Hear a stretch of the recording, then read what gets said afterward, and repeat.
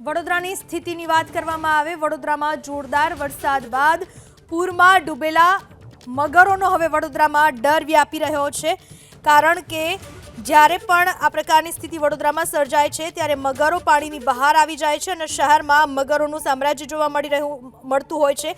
એટલા માટે જ વડોદરાવાસીઓમાં અત્યારે ચિંતા જોવા મળી રહી છે। વડોદરામાં દ્રશ્યોમાં અમે આપને બતાવી રહ્યા છીએ। દ્રશ્યોમાં સ્પષ્ટપણે જોઈ શકાય છે કે એક બાજુ હજુ વડોદરામાં વરસાદી પાણી ઓસર્યા નથી અને આ તમામ વરસાદી પાણીની વચ્ચે મગરો પાણીની બહાર આવતા દ્રશ્યમાન થાય છે, જેના પરિણામે લોકોમાં એક ભારે ડરનો માહોલ જોવા મળી રહ્યો છે। વડોદરામાં ખૂંખાર મગરનો વિડીયો સામે આવ્યો। પૂરમાં ડૂબેલા વડોદરામાં હવે મગરોનો ડર સતાવી રહ્યો છે।